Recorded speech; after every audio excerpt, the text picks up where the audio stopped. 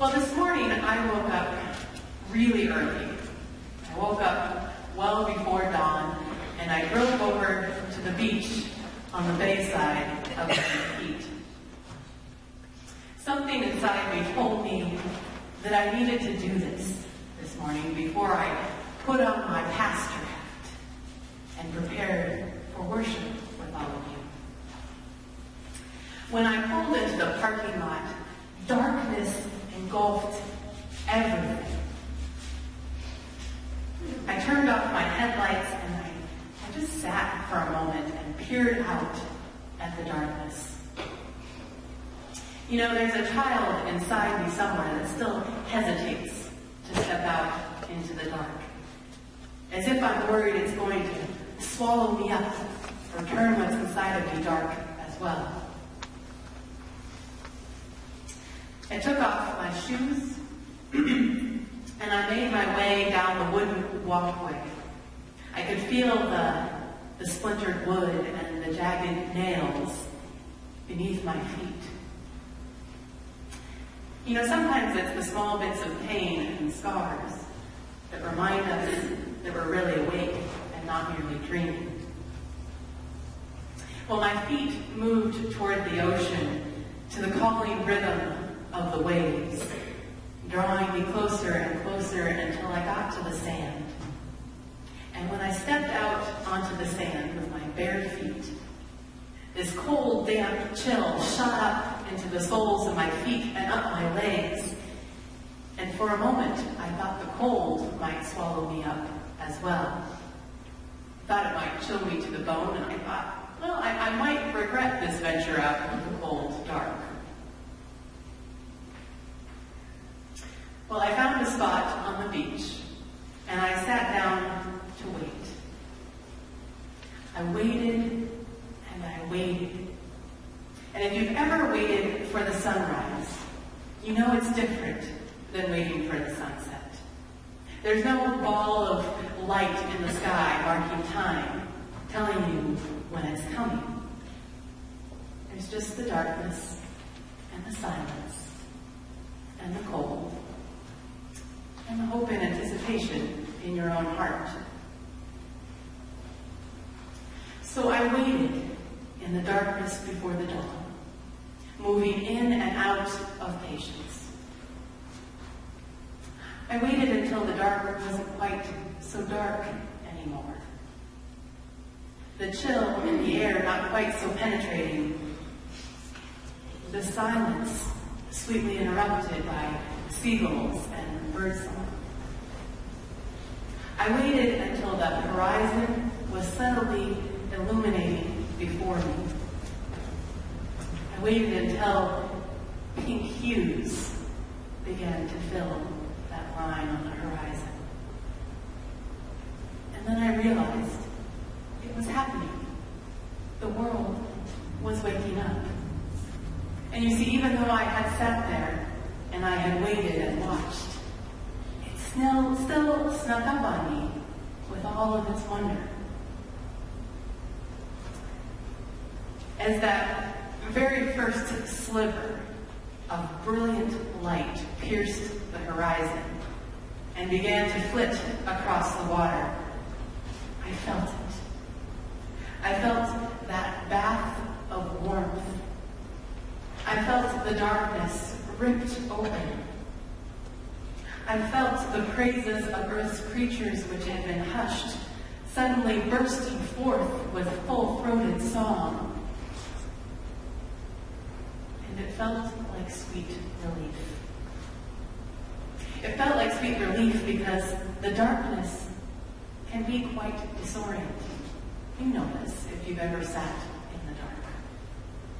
There's always a hint of doubt that whispers, maybe the sunrise won't come.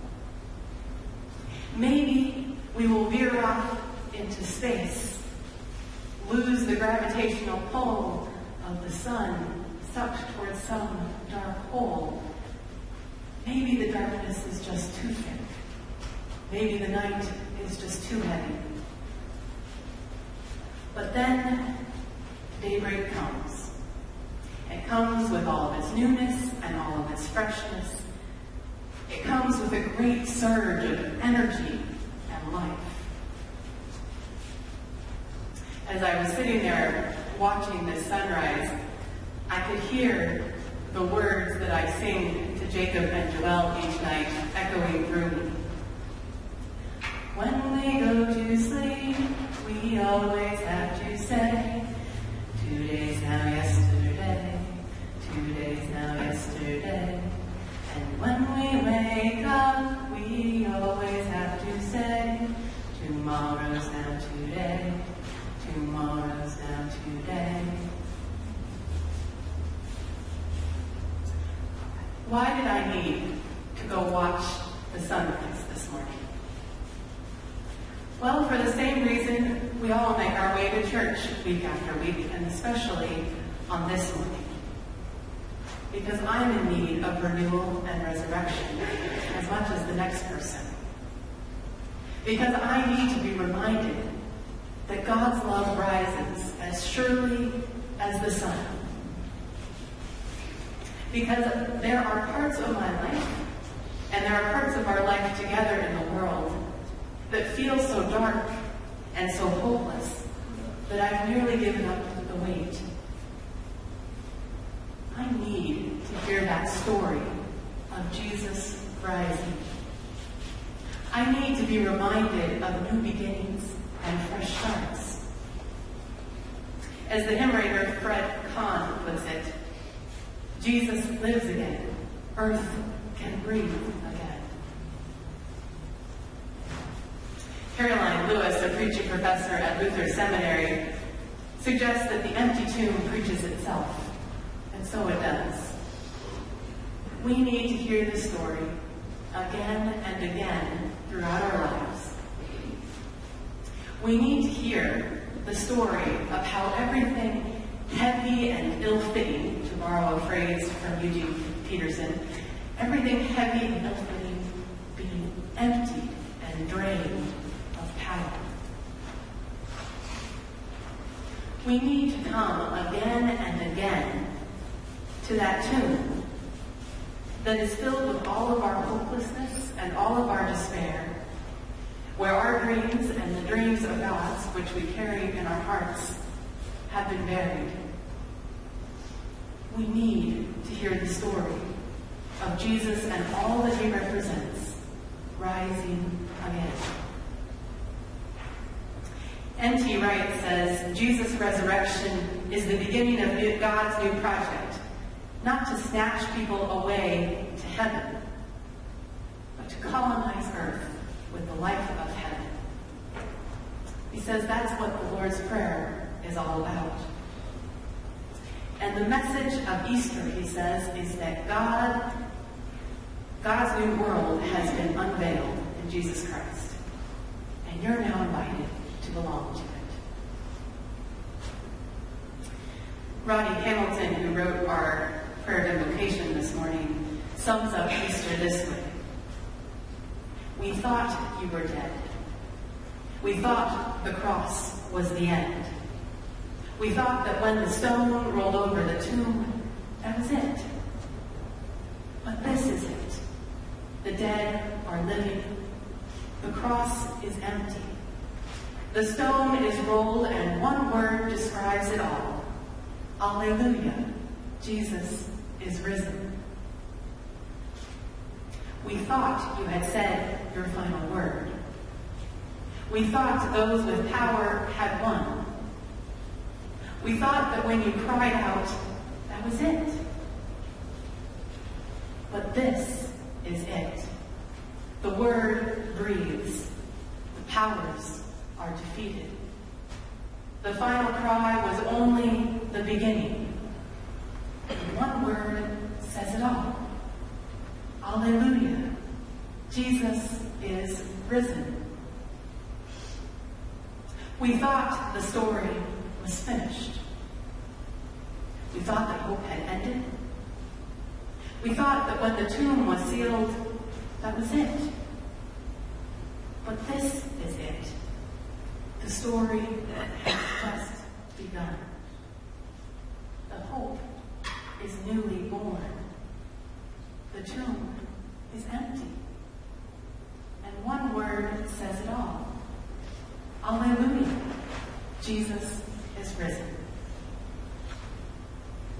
This is the news. Jesus is risen. This is the moment. Jesus is alive. This is the gospel. Jesus is with us.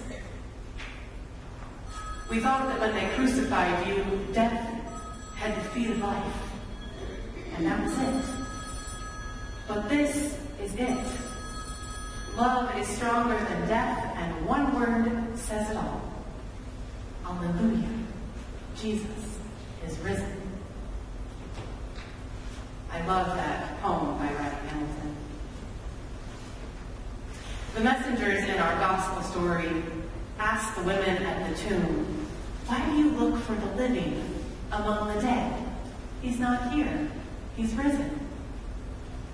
And when these women then rush to tell the men, we're told that the men dismiss it as some idle tale. That's what the gospel says.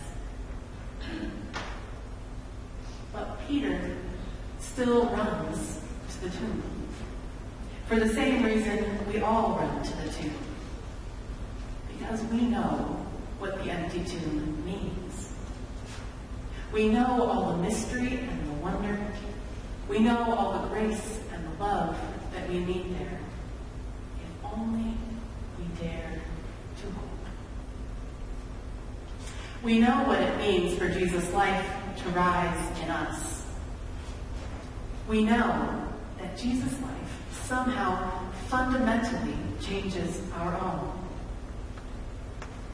We know that if Jesus lives again, if love breathes again, then that movement of God's radical love is still underway, and we can follow it. Sometimes it might feel like we're still living in a Good Friday world, in that darkness before the dawn. Certainly this week, as we've heard about terrorist attacks all around the world, it's felt like a Good Friday world. But something new has begun in the world.